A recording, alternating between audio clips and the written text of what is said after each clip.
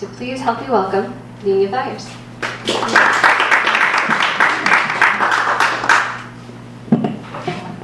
Shall I start with reading a little bit? You're the boss. I don't know. Do it. Yeah? Yeah. I'll do it. So I'll just read a small chapter. So the novel, put it very shortly, is about Minnie Panis, and she's a conceptual artist. And she experiments with her own life, like she sort of, she thinks about. Well, sorry, my English. Sometimes I really have to look for words. She's interested in crossing the boundaries actually between her life and her works of art, and often these two sort of intermingle.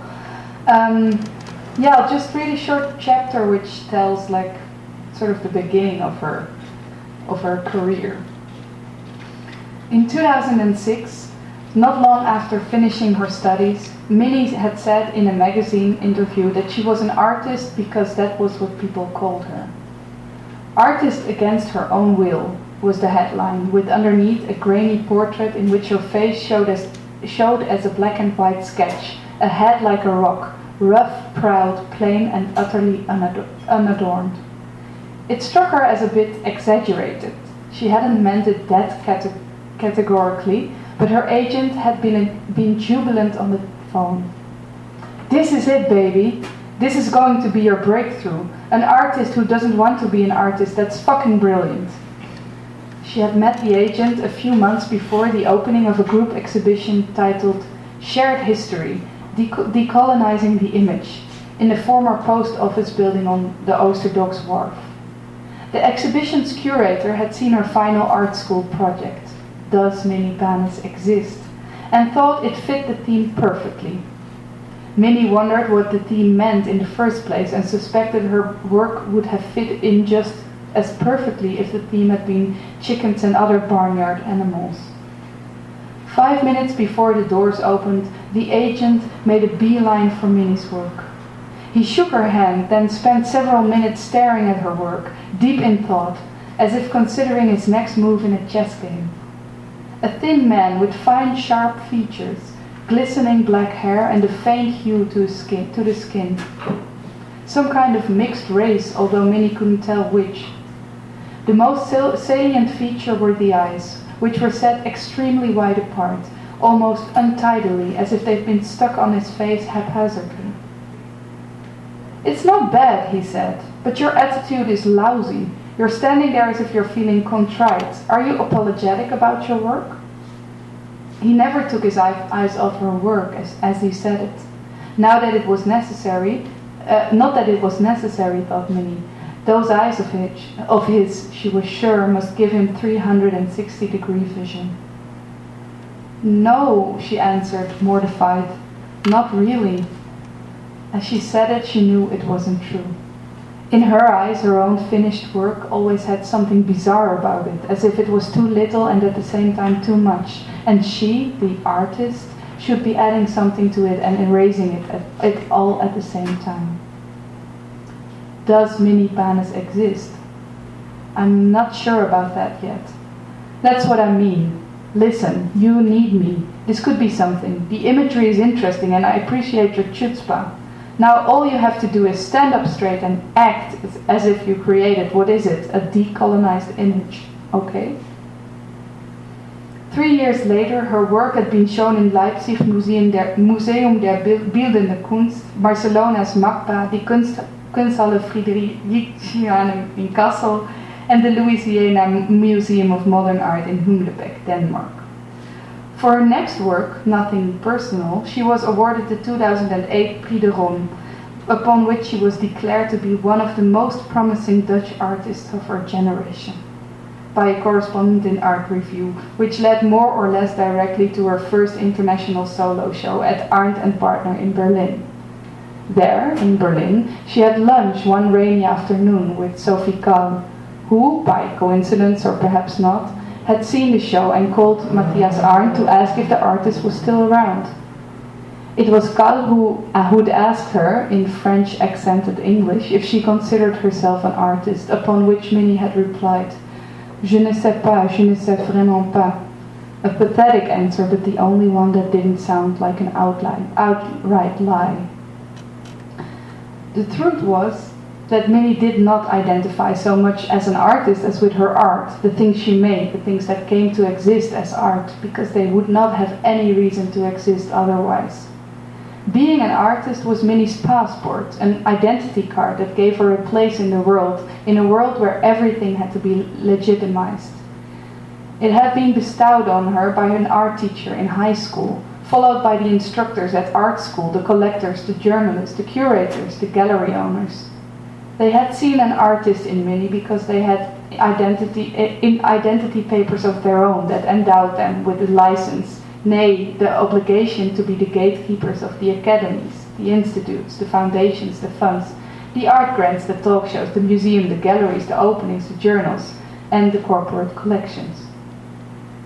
In the beginning, Minnie had listened in amazement to what was being said about her work, the fact that her work was even being talked about.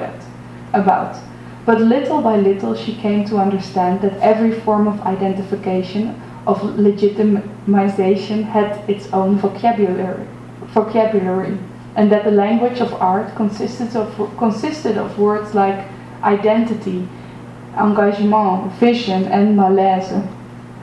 Without the words, the entire edifice would collapse, and the artist would be a stateless person, illegitimate, unsanctioned and unhinged.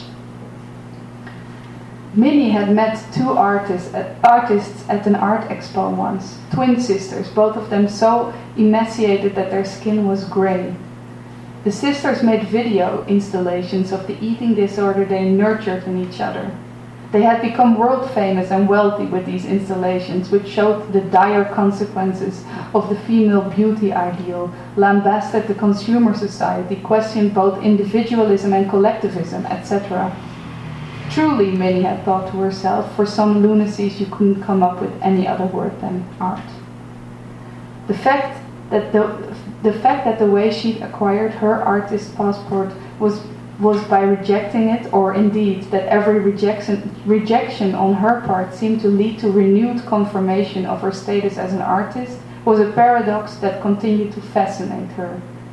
Often, on seeing her own work on the walls of a gallery or accepting another prize, she had the sensation of leaning over herself like a coroner leaning over his own corpse. The white noise of cause and effect reduced to nothing more than the banality of a bone fracture here or a bruise there. Art as death, but hey, who would go there in this day and age?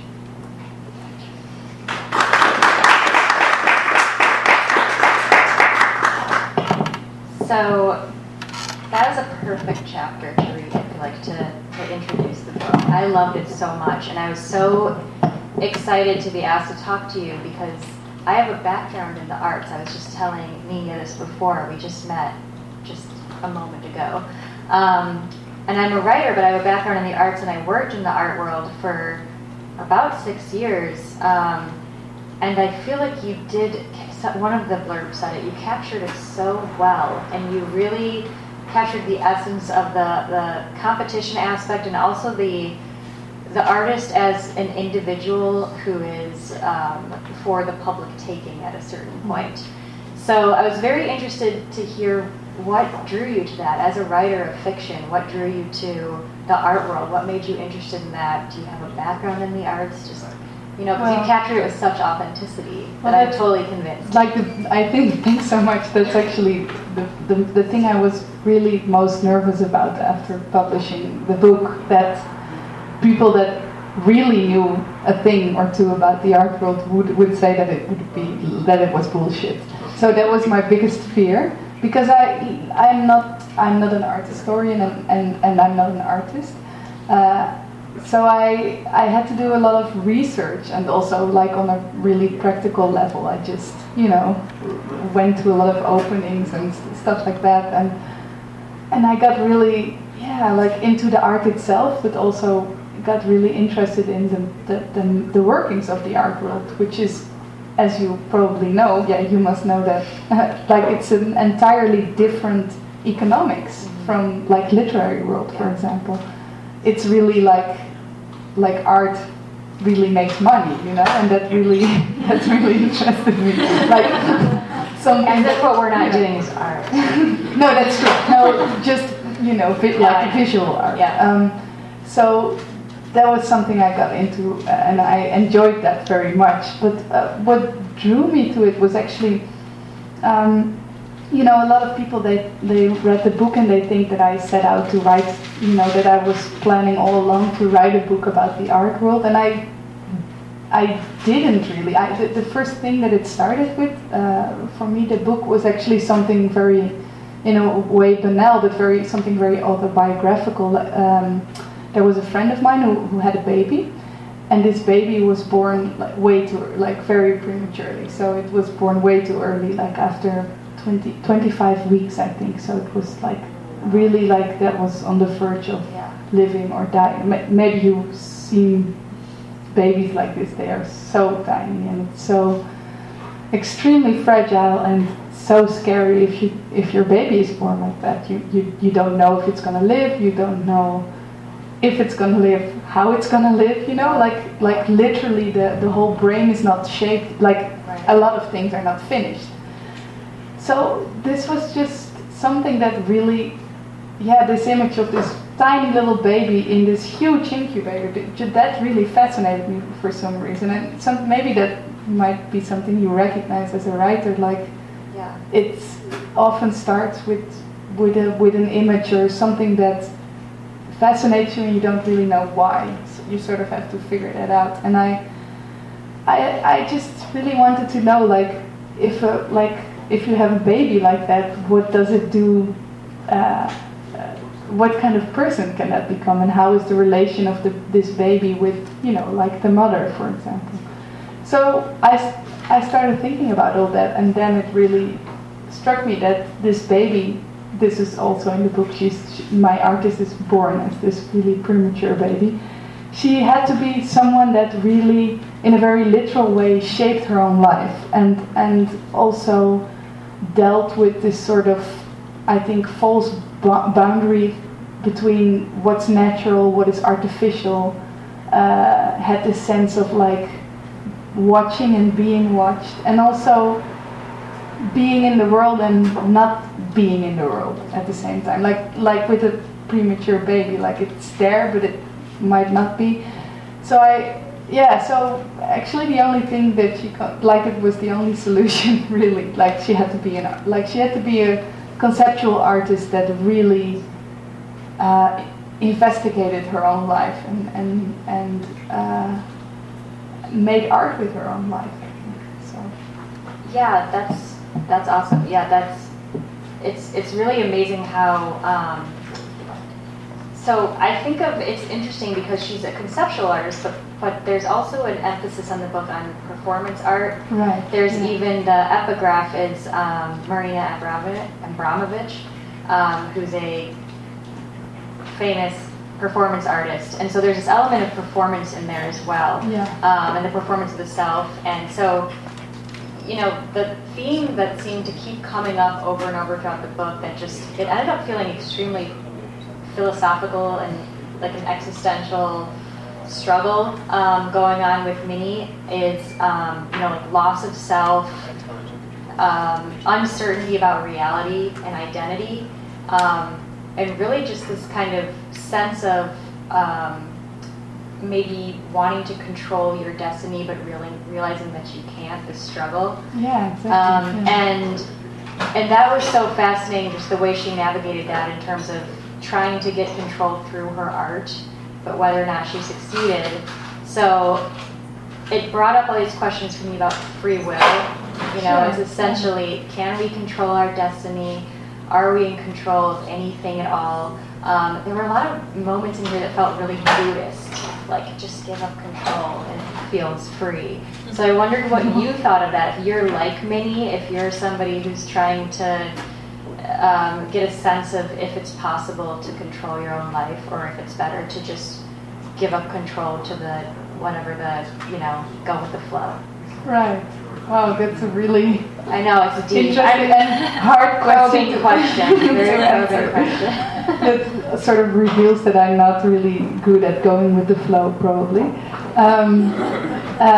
No, but I think that just art turned out to be such an interesting sort of way, like such an interesting angle for me to look at all these, because these questions like truly interest me. Like I really wanna ask them and I wanna investigate them, and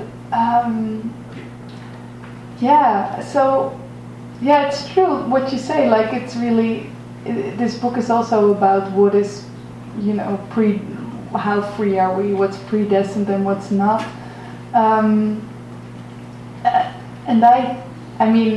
I don't think there's any right answer really to that. And I was interested in that because, there's a lot of these psychological novels that are just, that really that started to irritate me after a certain while of reading a lot of them. And I think in the Netherlands, where I'm from, there's especially, like, we are very keen on a certain kind of realism that really sort of lays bare all the motives of everyone, and like if you had this kind of childhood, then of course you end up being like this, like very very in this realism tradition that was for me very unaware of itself. And I just got really bored with these books, and I just wanted to break this, I didn't want to write a really like a novel that you can read easily, like a psychological, like you can explain things in a matter of psychology, and of course you can up to a certain extent. There are, I go back and forth between Minnie's adulthood and her childhood, and there are all these connections, but I was more interested in like giving the reader hopefully space to connect the dots for himself, and leaving a lot of space for hopefully for interpretation. Like it's not very like a lot of things that happen in the book are not very logical, I guess. There's more of maybe a sort of a poetic connection between things than a very like, okay, this happened, so. Yeah, I think that's one of the things I loved about the book, is there's an element of kind of mystery. You're not laying bare all of, you're not giving the reader all of the pieces, and that's true for life too, that you're kind of trying to figure it out. And it was really, it brought up all these questions for me about, because she's really, it seems like through her performance art, she's trying to at once disappear and also be acknowledged, having her existence validated by being seen. So that was very interesting to me. But something else I wanted to get to, that's another theme that came up that I had questions about, your feelings about, was this emphasis on enjoying the process versus enjoying whatever comes from the process. So if we think of an artistic practice, we're working toward success, or we're working toward an award, or we're working toward selling our piece that we're working on. But this I thought was very like an idea of mindfulness in practice, like just being in your work and doing it, and that's where you get the quality feelings, is being in the work and doing it. And I think, for writers, I'm sure all artists, I can only speak as a writer, it can be very painful to be in the process. So I wondered how what your process is like, if you're enjoying the ride of it, or if it's just excruciating and you're just waiting to get till the end, if you're able to put some of those ideas into practice. Yeah, well, I'm glad you brought, like you brought it up, because I think in the end this novel is very much about what it means to make art, and for Minnie it's a very serious matter. Like it's really crucial to, like, that's her way of living, really. Like she's very serious, I think, about it, and she's but on the other hand, she's really not that interested in the results. So that's kind of maybe a little bit paradoxical. So she's very interested in making stuff, but she does a lot of experiments with her life. Like for example, she starts photographing her own garbage for like 1.5 years and has like over 2,000 of photos, and then she makes a film out of it. And she just starts doing this, not knowing what exactly she's doing and what it will lead to. So there's this seriousness, but there's, I think, also this trust in sort of an intuition, in that, you know, things will lead up to something. And I do recognize, I'm not like Minnie at all in a lot of aspects, but this I really feel like I can relate to. I mean, yes, the process can be excruciating, the writing process, it can be horrible, but yeah, to me, that's really the adventure in itself. And I started writing this book and having a few ideas about it, but I really didn't know like how it would end, or even how a lot of things, like do you outline or no? Well, like at a certain point you have to, like it's a whole novel and it's quite a lot of text, and at a certain point it just, you know, you have to go somewhere. Right. But that's after, like, you know, the rest of it really came into existence really organically, which is great. Like it you can really surprise yourself, but it's also very inefficient. Yeah. Because, you know, you have to throw a lot of things out. Like you have a lot of turns that you take, and then it turns out not so great. That's kind of the fun of it, though. I feel like, I don't know, I'm writing a novel right now, I'm not outlining. Maybe, I'm sure I will at a certain point, but part of what keeps it fun is not knowing what's coming next. And that's part of like enjoying the process, you know? Yeah, and I think, like, for me, the only way I can really think is putting my thoughts on paper. So for me, writing and thinking go really, there's no real distinction between the two. Yeah. So yeah, sometimes even because I have like a weekly column in a magazine, and sometimes I think of something and then I think, okay, I can write about this and this and this, and then I put it together, and then I'm already too bored, like I already thought it up, you know, and then I can't be bothered to write it down. So even in the small pieces, I like to work like in a sort of intuitive way, but you have to, like, that's maybe the Buddhist aspect about it, like you have to be able to trust on that a little bit. Yeah. Do you have a daily writing practice? Like, how did you write this book? Was it, you know, you said like, I'm gonna sit down and make myself write? Or? Well, yeah, I wish it was this really beautiful process of getting up at a certain time and making coffee in a special way.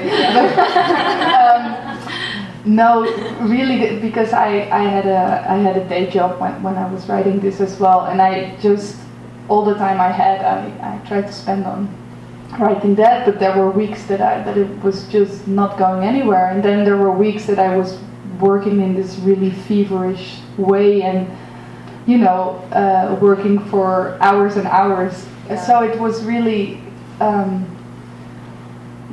it's a very unpredictable process, I should say. And then I thought, well, the second book is going to be so much better. I'll be great. And then now it's exactly the same. It's the same horrible, you know. And I also need to really build a certain frustration. Like, you have to be a little bit frustrated with yourself, because anger can be like a really good motor to make things, I think. Yeah. Like, you have to, like, at least be a little bit angry at yourself. You have to be like a bit of a taskmaster. Like, it's time to go to work. Yeah. Like, you have to fix this. Yeah, no, that's definitely true. And that's like, in a very practical way, you just have to say to yourself, come on, you have to do this now. Yeah. Yeah, of course. And what's the experience been like? So, is this the first translation of the book? No, so there were like German and French were also this year. What's that experience been like? Can you read German and French? Have you read all of the versions of it? Well, I have to be honest. Like, it's too painful to write to read your own book, like from the first page to the last. Yeah. I've never done that, not in any language. Like, Oh, wow. of course, I mean, Well, yeah, you've definitely read it. I definitely read it so many times, but I mean, after it was printed, or do you say that? After it was printed, I never actually like sat down and read it from the first page to the last. That was just sort of an unbearable idea. But yeah, so I can read German and a little French, but of course English I can do better. Yeah. Yeah, and it's been such a strange and wonderful adventure to have these translations because, a book comes into existence in an entirely different culture, and I experienced that. For example, the German reading culture is way different from the Dutch one or from the American one, and also in a very literal way. Like, my German book has more pages than the Dutch one, and the American one has fewer pages because the languages are German needs a lot of expansion, and you guys like to keep it a little bit compact. Yeah, we can't. So, we have our limits. Yeah, fair enough. So have you read any of it? Because I was curious, like when I was thinking about that, and then thinking about the idea of how identity is such a big piece of this book, and like the disappearance of the self. Like, have you seen other translators' identities coming through? Has that been something that, like, you've had to figure out how to embrace or enjoyed embracing? Well, I think I made a good decision of really, I know that being a translator is a real, a real profession. Like, a lot of people tell me, like, they ask me, like, why don't you translate it yourself into English? You can, your English is good enough. But it's, of course, like, my English is really not good enough. And the second thing is, translating is, a real profession. Like, not anybody can just go and sit and do it. So I have a lot of respect for these people.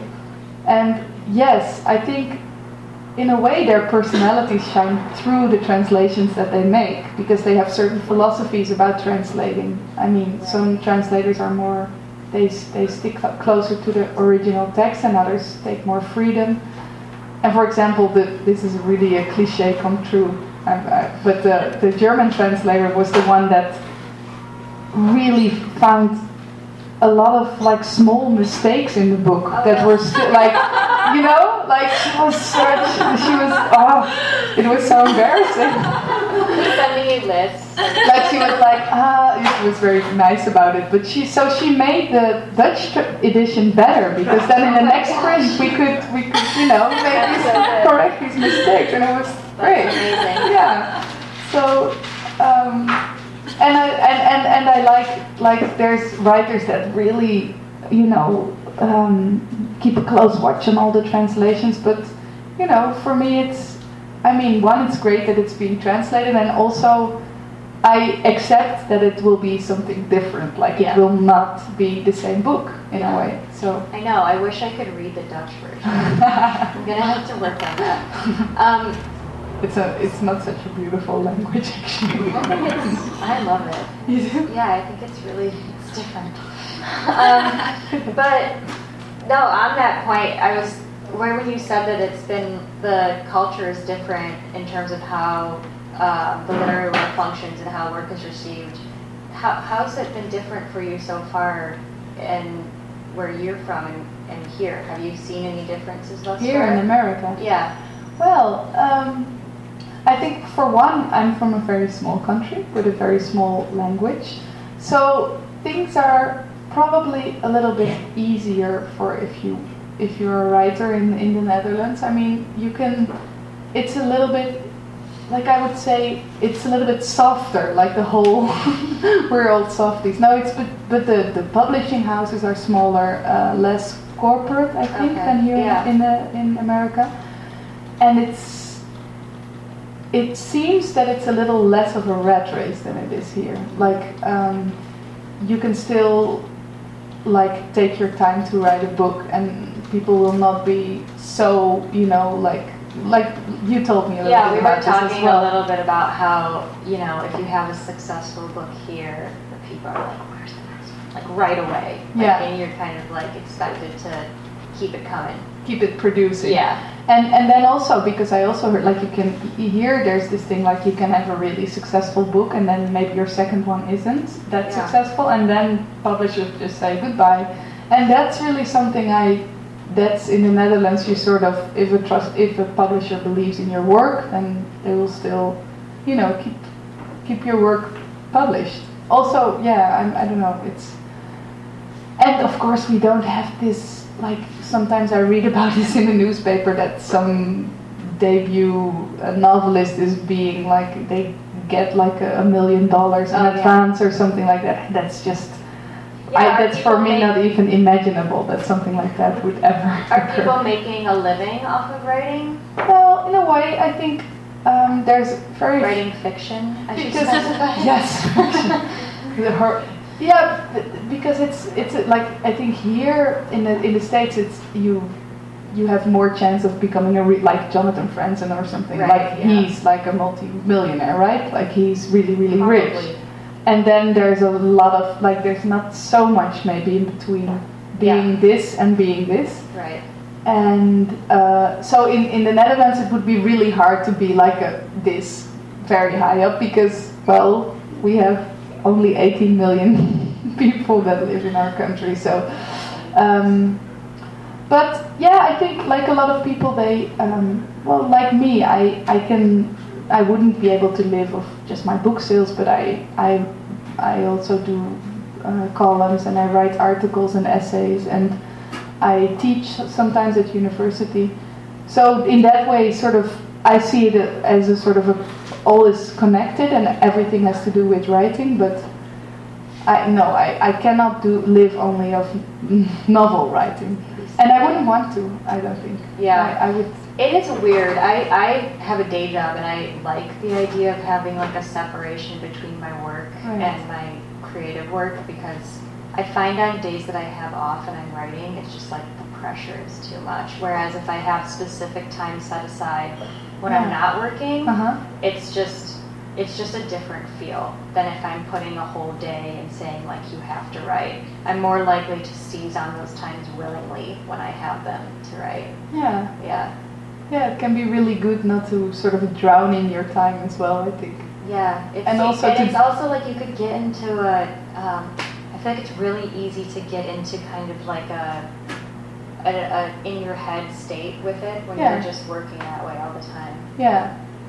Yeah, I would become sort of like, I always become a little bit of a sort of a crazy woman when I'm really into the writing. Like I just talk in myself sometimes aloud and I stumble across the room and I barely get out of the house, which is very unhealthy and it feels unhealthy and it kind of, you want to feel a bit unhealthy about it, you want to, because it's so sad, like writing is such a not really physical, like it's not a really cool profession, like you cannot, like you have these, like I always have to laugh so hard about these really tough, like macho male, right, like in the sort of vein of Hemingway, being really tough about writing, and then I think, well, in the end of the day, you just open your laptop and you do this, that's it.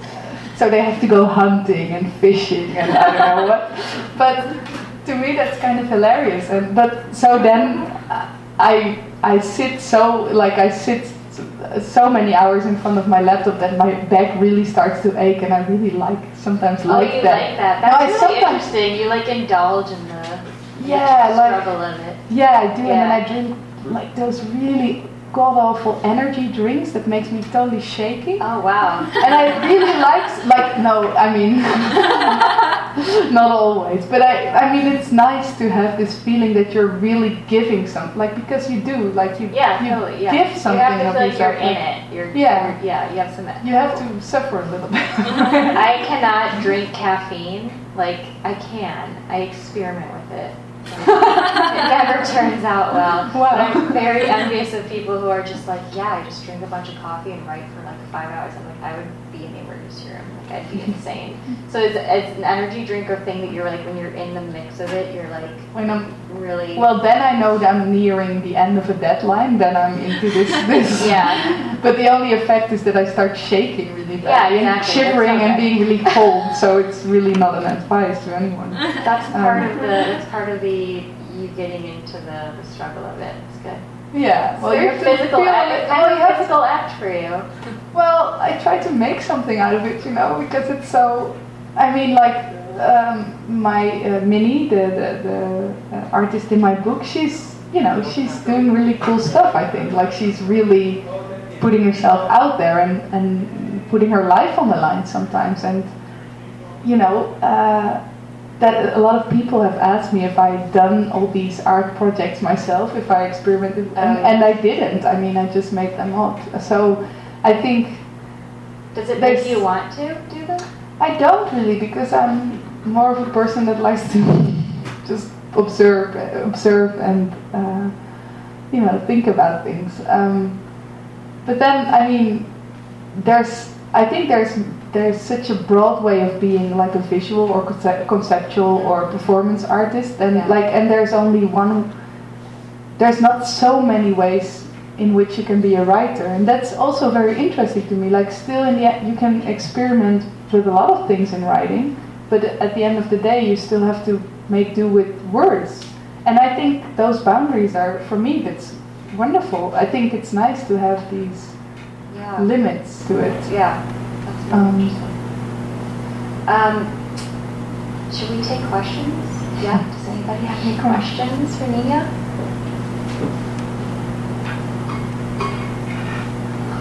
I convinced you entirely. Yeah. You know everything. Everything's been solved. Yes.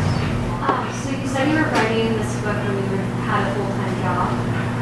How long did it take you since you didn't have full-time job? Yeah, so it seems like an easy question to answer, but it's kind of hard because I was there was a long time, like I always need a long time to sort of get not so much on paper and just be really confused about what I should do. And then I have times where I do, when I'm finally there, that I get things on paper, then I can do it. And then still it took me 3 years to really get it on paper and to... So, yeah, it's such a... Like, I'm writing a second book at this point, and it's the same thing. Like, I really... There's so many moments that you think you're at a complete dead end and there's nothing happening in your thinking or in your writing. And then, I don't know if you recognize this, like it turns out that you kind of needed that wasted time to come up with something. Like, apparently I really believe that somewhere in your unconscious stuff still is, progressing or happening. And sometimes you also, sometimes there are times that you have to say to yourself, now I have to work and I have to really be disciplined and do it. And sometimes I think it's also important to just sort of wait it out. Like, you kind of know. Yeah, I there are feel things like going I on. really know. Like, there's days when I'm like, it's not going to happen. Like, Exactly. It's just not going to happen. And Yeah. forcing it will make me, like, feel bad. Like, in my soul. Like, if I force it and it, like, doesn't work out, I'm like... crushed emotionally for days. So I've like gotten the sense of like when it's okay to just let it go. Yeah, and I really do believe that there's a lot of sort of things happening in your subconscious. I really do. No, for sure. But I was trained because I studied comparative literature, so I was trained very theoretically actually. Yeah. And, so that was really a lesson for me to learn that writing really wasn't the same thing as conceptualizing things about literature. So no, it's true. yeah. Anyone else? How many of those theorists made their way into this book? Besides Bart. Exactly. I feel like there was a Yeah. lot, kind of. Yeah, I think I'm still like there was a time that I was on a crossroads between like I really wanted to sort of pursue an academic career, so I wanted, and then I wanted to be a writer. So then I dropped out of university, and in order to become a writer. But I think I've always really had this strong love for research and for theory as well, and so I think I found a way to sort of have that love for that as for researching and theories, bring them into my books without them being papers or any like Citations. yeah, exactly. So yeah, I think that, and it's also something like, because when this was published, all of a sudden I was very surprised for some reason that reviewers, they called it like a novel of ideas and philosophical, and I was really not that much aware of it, that I've written such a book. But that's apparently also the way just my mind works. Like I just associate and I connect things with each other, and like apparently it turned out that people considered that sort of a novel of ideas, which is fine by me. But I just,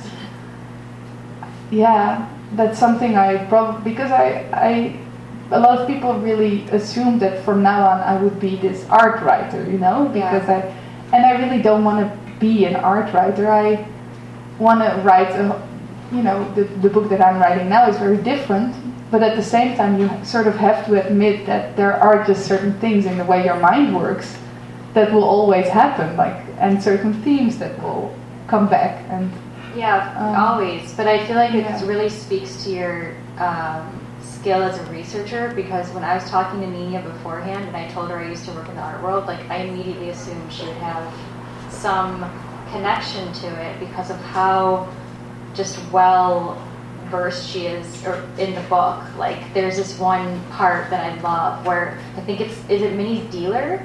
Her art dealer? It's like her agent. Her agent who's like just going off about the art world, and I was just like, like it was so funny, it was so good and so accurate and so perfect. And then she's like, I have no idea. but that's, I mean, of course, but I think that's, for me, that's like the least you can do is like really. Yeah, but some people don't. Like, but that's people very just lazy. It is extremely lazy, and it's. And that's, like you all know, like as readers, as soon as there's something about a novel that this just doesn't convince you that this writer knows anything about this topic, like you start, it's worthless, right? And the fourth wall breaks. Yeah, exactly. Like who is this person? Exactly. It's like, no, I'm not with you. Yeah. So, It's really. Yeah. Anyone else? How important as a writer is experience location for you? Like, would you write about a character outside? Right. That's a nice question. I guess it's interesting because it's been such a big discussion as well, like, right? I feel like this whole thing about cultural appropriation and being a writer and wanting to appropriate a lot of things, and but I think it's a really important discussion. Like, on the one hand, I think, yes, of course you can appropriate as a writer because that's your business. And on the other hand, I think you should also be like careful with it. Like if you do it really well. Like I remember hearing this writer talk. He wrote this book about like a really poor guy living on Curacao, which is like a tiny island in the Caribbean, and he was Flemish, so he had nothing to do with this poor guy. And he was like, so I visited this island twice, and now I really got the soul of it. Like, he really thought that he nailed it, and it was really horrible for me to listen to that. Like, so I think like people are often a bit too easy about just doing that, and I think like if you do it, you have to have a good reason for it, and of course there are plenty of good reasons for it, but you have to, I think you have to be very considerate about how you do it. But that's, of course, that's what novel writing is also about, I guess. But Yeah, I know, it's just a personal problem. Maybe I've had since recently, it's just so, there was a while that I was very fed up with novels. Yeah. And I was like, why are people making other people up and making stories up, and what's the point? So I was in this crisis. But would you call this like a Dutch novel? Like, I guess reading it in English, I guess I can't, I'm trying to think right now if I would pull out anything that seemed particularly Dutch. There was the lamb being born that I was like, that seems very Dutch. But that's just, Lambs do get born. lambs, it's cute. Ice skating, I guess. There's a lot of ice skating going on. Yeah, so there's little things like that like... Folklore. Yeah. Because we don't have winters anymore, so... because of... Well. Oh no. But yeah, other than that, I don't know. I don't, like, this could have been set in... I'm trying to, in somewhere that has ice skating. I guess, New York. I guess it's true. For me, it was more accidental that it was set in the Netherlands, because I happened to live in Amsterdam, and that's just the way it went. But I think, like, that's the nice thing about being Dutch, maybe, is like we've always been so small as a culture. We always have had to absorb many other cultures in order to exist, to have, like, even learn other languages, because we couldn't make ourselves, known to other people. So, and I think we are very internationally orientated. So, I don't know. I wouldn't. That's a strange thing maybe about being here. Yeah. Like being in a country like America, all of a sudden you are this Dutch author or this European author, and you have to sort of explain why this and this is European versus American, and it's really, I think that's this sort of bullshit contrast, Yeah. I mean, Europe looks at America all that, like, we probably know more, but no, we know your politics as well as you do yourself. Like, we're very loud about it. Yeah, it's true. It's kind of inescapable. but I certainly met a few Americans who still imagine Europe as being this liberal paradise or something, and I mean, that's not realistic at all. That's not the case. I mean, there's a lot going on in Europe at this moment, and including lambs being born. Yes, that too. Yeah. Do we have time for one more, or are we good? Yeah, we can do one more. Anyone else? If we don't have time for more, that's okay. I'm just curious about the humor. To have you talk about how you access so much humor in the art world, but really, unless you've been deeply in the art world, some of that humor comes from very, it's not bitter, but it's extremely funny. Those things that happen. It's very witty. And even in the other parts where there's more of a humor related to Eastern philosophies and the way those get adopted by white people, and those are so. Where do you get your sense of humor? I was just born this way. No, but your mother or your father? No, but I think it's like humor is often really underestimated, especially in literature. And I wanted to write about, like, serious things, but I didn't want to make, like, such a heavy book. And I also think there's often, I notice myself, like, a lot of things I take very seriously. Like, for example, these, like, sort of Eastern philosophies that are woven through the book. Like, on the one hand, I think they are really deep truths, but there's a really fine line between something being a very deep sort of truth and being utter bullshit. You know what I mean? Like, it's just something like a Buddha standing in someone's toilet. What does it mean? Like, I'm really interested in these phenomena. Like, what's the line between those things? And I think humor is a sort of a way to bridge that gap, maybe, or to show something about how strange the world is, maybe, because I think the world is very strange and it's only become stranger, and so that's important to me.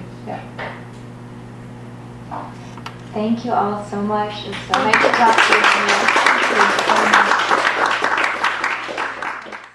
You've been listening to the Skylight Books author reading series. Don't forget, you can listen to this and all of our other great podcasts at skylightbooks.com.